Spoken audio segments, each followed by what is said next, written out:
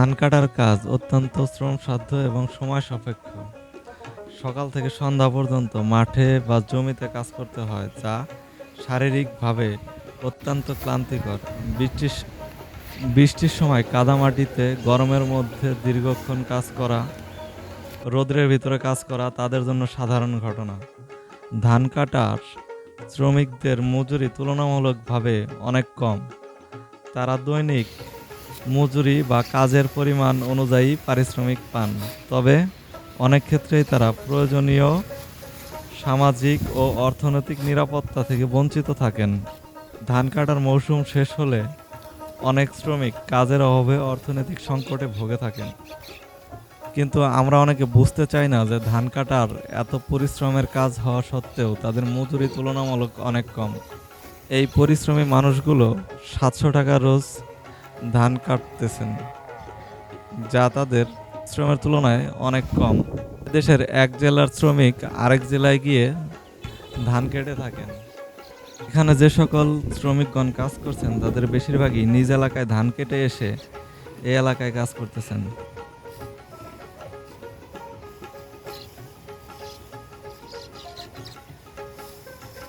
700 টাকা হাজিরা আপনাদের পোষায় না?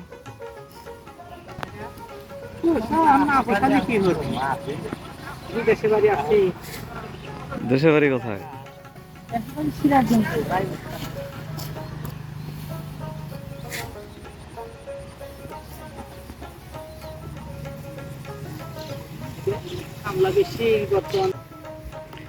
আপনাদের ওদিকে তো মনে হয় ধান আগে পাকে।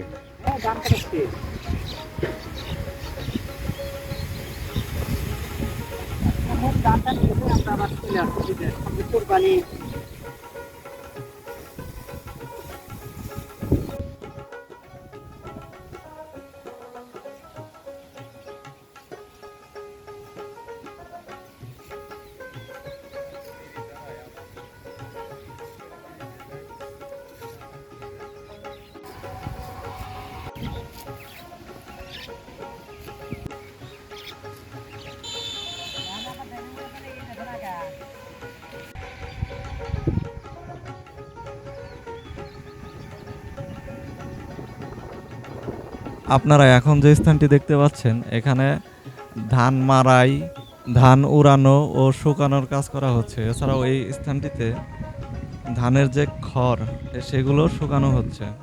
এই কাজগুলো খুবই পরিশ্রমী সাপেক্ষ একটি কাজ।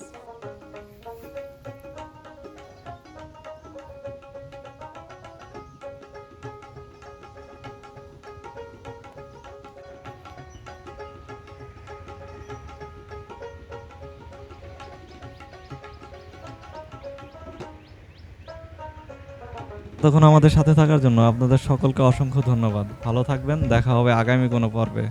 আল্লাহ হাফেজ।